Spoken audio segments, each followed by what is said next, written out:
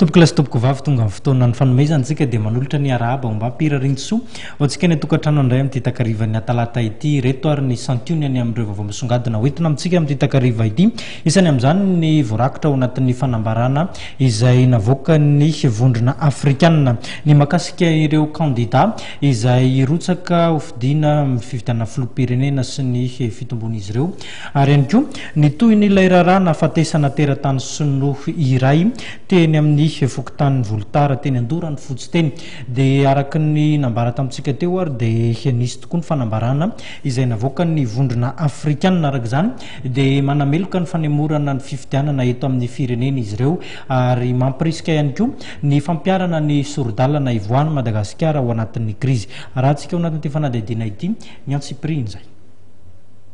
manamafy ny tokony hitazomana ny tety androm-pifidianana izay voafaritry ny senita miaraka tamin'ny firenena mikambana amin'ny vondrona afrikanina ao anatin'ny fanambarana izay navoaka ny firakevim-pilaminana sy fandriampahalemana izay nitanterahana tany Dar es Salaam tamin'ny Tanzania omaly manamafy ny fanohizana ny fanatanterahana ny sorodalana ivoana amin'ny krizy ihany koa vondrona afrikanina ary laza tsy vondrona ity fa handray fepetra ho an'ireo izay manimba ny etsaka izay nitanterahana mitaky ihany koa ny tokony tsy isian'ny fanavakavahana amin'ny fandraisana ny fandiniana ny antota taratasy filatsako hofidian'ny kandida hirotsaka amin'ny fifidianana mba isian'ny fitoniana fampihavana-pirenena ary ny fanajana ny demokrasia nosiritan'ny vondrona ny filakevim-pilamina sy fandriampahalema ny vondrona afrikanina ihany koa fa oren'ny fifidianana filoham-pirenena no miverina ao anatin'ny vondrona afrikanina i Madagasikara miantso ihany koa ny vondrona iraisam-pirenena mba hanome tanana ny vondrona afrikanina amin'ny fanelanelana ny ivoahana amin'ny krizy ary amin'ny fanomanana ny fifidianana ary mitaky ny tokony hanamafisana ny braomsana ny fifandraisan'ny SADC sy ny vondrona afrikanina eto Antananarivo